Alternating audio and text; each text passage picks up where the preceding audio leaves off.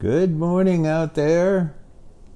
From in here, out here, to you in there.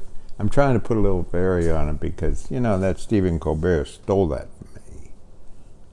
Finding out he starts his show that way? Oh, come on. Welcome to the Sentimentalist. Hi, Mark.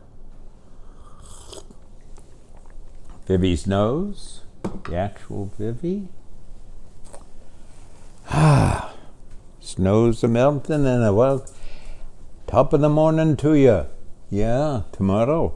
Oh, it'll be a fine day, won't it? Yeah, they'll be green. The river will be green in Chicago.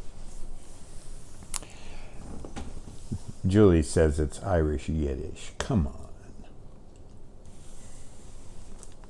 Oh my goodness, how am I going to get it all in? Look at this little tyke. This is Jonah and Taylor, two former students. Gorgeous. Their new daughter, Farron. Isn't that good, Farron? Farron. We'll call it Farron today. Oh, yeah. So now there's Jonah, Taylor, Auden, and Birdie. And that's the dog. And Farron. Let's see what's in the... book reports. In came Dick Westheimer. All the profits from his book, A Sword in Both Hands. Dick Westheimer. You can go online. All the profits go to Ukraine. The poems are all about Ukraine. Yeah. And the wonderful Western poet, Sean Sexton, combination prose, poems, came in yesterday, called Portals. And I hate to tell Bill Harper, who watches this, that the kindness of him sending us so we'd know everything about Inside a Dog, this book, you probably maybe heard of it, Inside of a Dog, what dogs see, smell, and know. But Bill, we already have this book, and that's why we're, why everything's so good with Vivi. Vivian. So good. Good walks. Had my Medicare checkup this week. Doctor said I'm a wreck. Nothing we can do.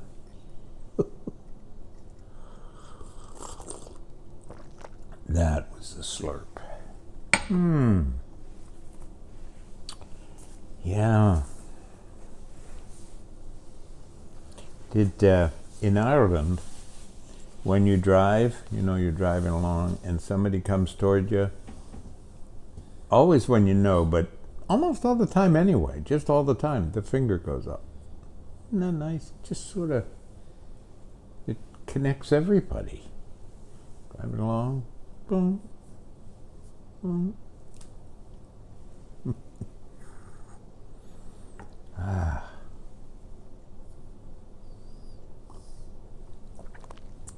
Also in Ireland, what was wonderful for me to discover was musicians, poets, and storytellers are called tradesmen. Maybe I told you that. Yeah, they're called tradesmen. Why? Oh, but you're necessary. You got to come down to the pub and read or play.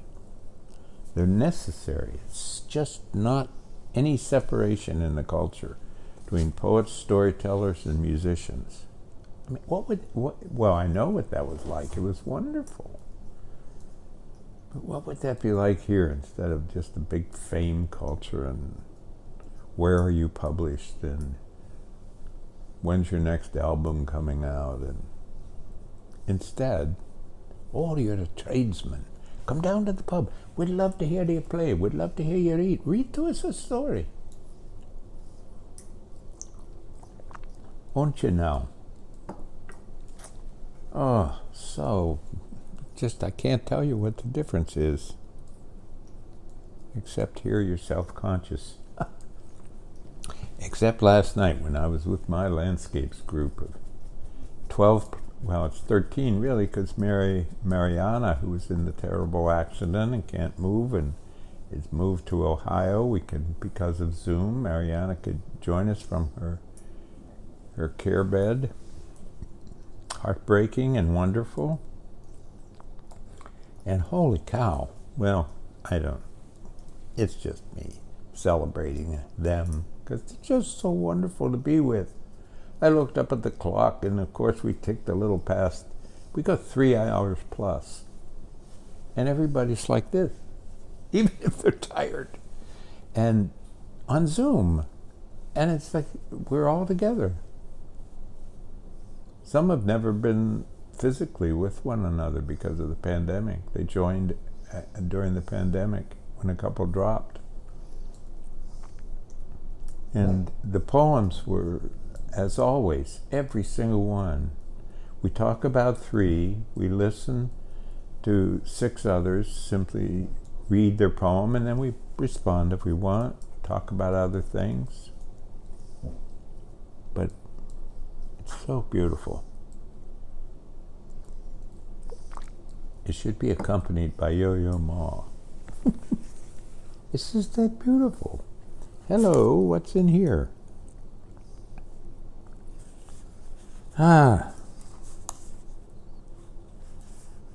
You know what's hard about getting up in the morning is you know you're going to be lied to. I think that's one of the things that's gotten to me. Grief, who says you can handle it? But grief, it's because I love somebody and they've passed or lost something that matters. But boy, something is very different about having distrust placed in you. And you know you're going to be lied to.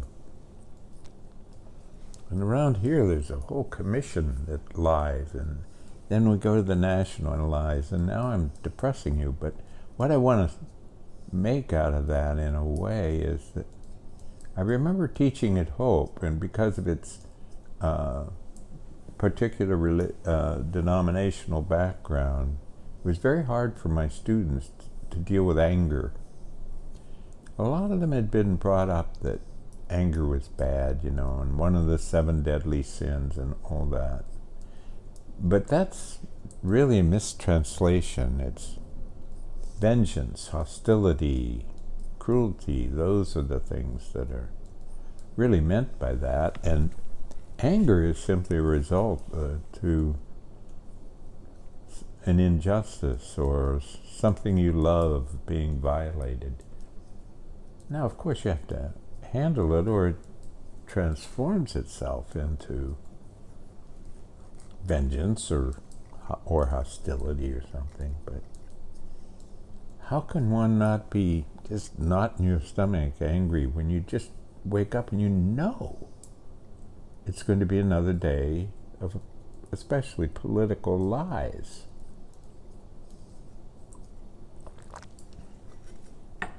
And then there's all the believing people that are so heartbreaking because of social media.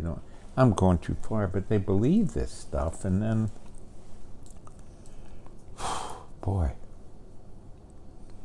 talked to a lot of people who have lost family and friends because of these lies. Yeah. March Madness. Fill out your brackets. Julie's the best. Julie fills out her brackets. Where would I like to live? A or B. A or B, right. Right, A or B, she says. She's knitting. Here's to Julie, production manager, director, keeper of my eyes open, wonderful knitter. Accuses her that all my accents are Yiddish. It's true. Vivi, are they? Huh? Are they? No. This is Peace. We should have called her Pata or Peace. This is Peace. Oh, daughter, I was so proud of Meredith last week. Here she is at her age, teaching in a high school, and they raised money for the Special Olympics, and here's how they did it. Anybody who was willing, I don't know if anybody would want to, but was willing, and the teachers and the students, I mean, whole bunches of them, plunged into this tank full of frigid water.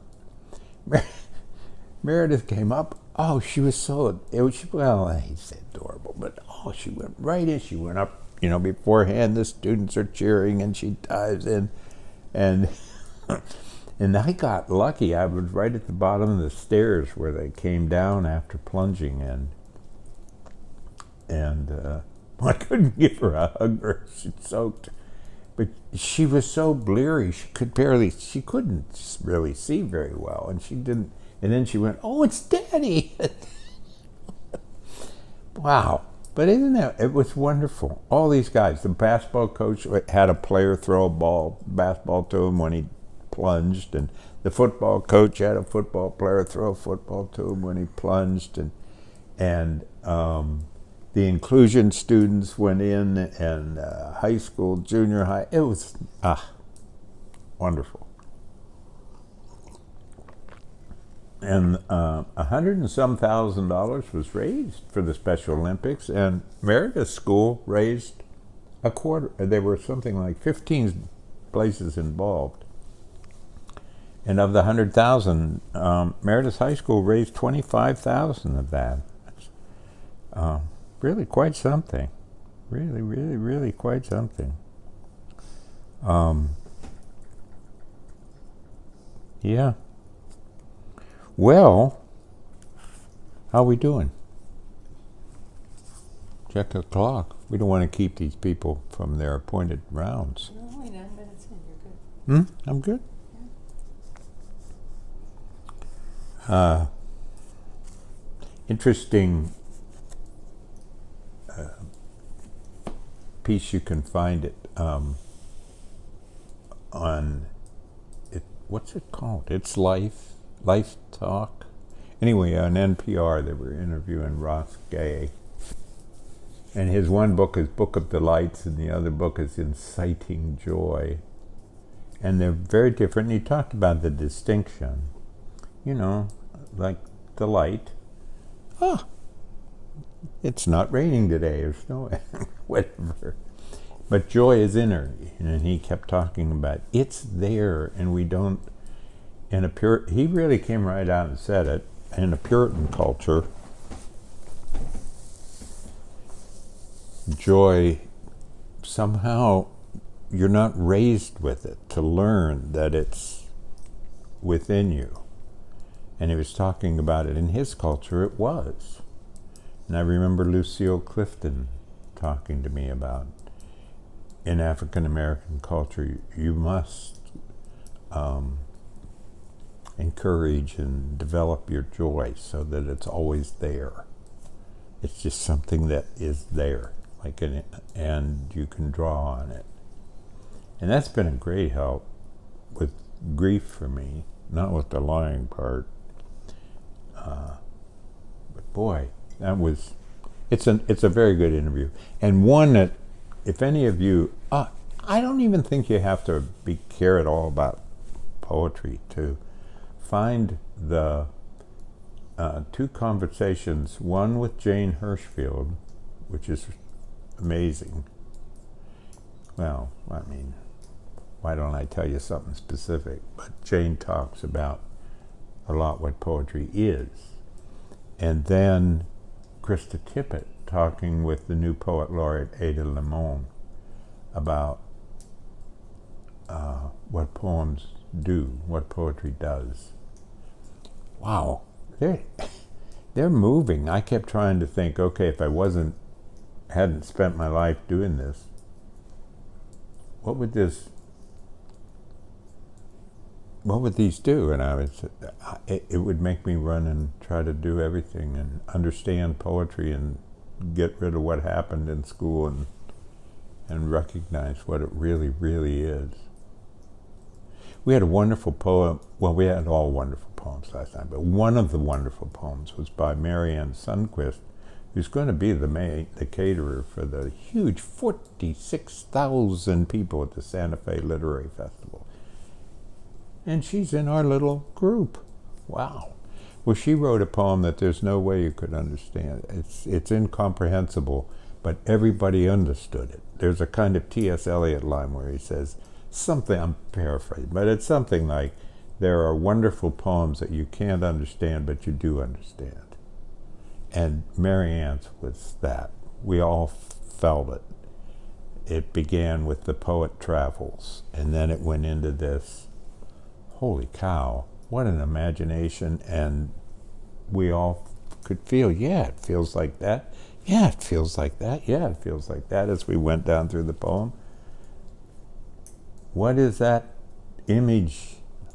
I don't know. Maybe growling. Something went by. She's a wonderful watchdog, but she's not a guard dog. She's not that. No, no. And remember this from that one, it's Ireland, so I read this book and I recommend it. I really don't like to do that. Niall Williams, This Is Happiness is the title. And it just changes everything because it says, quit trying to be happy. Quit it. Can't be. Look at this place we live in. It's not our fault. I'm tired of it being our fault. Speaking of, I have something about that, but I got to get going. But this is happiness means, can't deny it. This is happiness. Right. Oh, this is happiness. Oh, over there, that knitter. That's happiness. And you just do that. It's not simple because it's hard times. There was in the Reformed Journal an essay written by a guy who had a falling out with this particular church that he was involved in, pastoring. Boy, did he ever. He just lost his faith and all this stuff. And it's up to now, there's just a rage about it, but there's a complete understanding about it. Has something like 96 replies, close to 50,000 hits, reads, what is it? Views, reads, hits. It's fascinating what people are going through. I mean, they're going, wait a minute here. It's fascinating. I grew up, there was no religious stuff we were supposed to believe in. I was really persecuted. It's a funny word, a biblical word, by the Salvationist Fundamentalist Church. But there wasn't any, catechisms and this and that, 400 things you had to believe in order to have a wafer. Didn't have that. Okay, hey, let's have a wonderful Irish time, she just laughed at that. What did I do? The Yiddish is my very It's favorite. Yiddish. She loves. I'm a Yiddish Irishman. Okay, I'm a Yiddish Irishman. Or they tell you a story, even if you just want directions. So how do I get to the museum? Oh, well, you get down to that corner. You see that corner where the big tree is, right there. That's where Johnny and his brother Bobby, they got into a big fight there. Oh, now don't you? It was incredible, and they still talk about it to this day. Well, I am. This is we'll finish up here. This is from a long poem called "The Rain in the Burren," and I read part of it to you. Thanks for being here. I know how some people, they've emailed me or texted me or whatever, and now I know you're out there, and it just feels so good. Jeez. So I'll read you a little bit. This goes from part 5 through part 7. Can you handle that? The day the power went out across the Burren, the dogs lay down in the doorways of the pubs The cats curled up along the stone walls, and the rain fell, gathered in the gutters, spilled down the drain pipes. The yellow gold of the lichens, the purple in the rocks, the blood red of the geraniums lifted their color as we walked the fields, let ourselves soak into the late morning. The power's gone out, was the word along the fissures and villages. Don't know how long it will be now. The gray mass of cloud moved on the wind. The gorse and hawthorn held the soft moss. We watched for the feral goats to head toward the hilltop, while the sheep and cows grazed along the lowlands. Everyone's loneliness follows into the pub, like an old beggar, takes a stool at the bar and talks about how the clouds bring shadows over the backs of the cows, how the wind sends the rain slanting against the windows. It pays for the pints, turns its back to the television, asks what you did today, if you're here by yourself, tells a joke about the 3 priests who went fishing after Mass.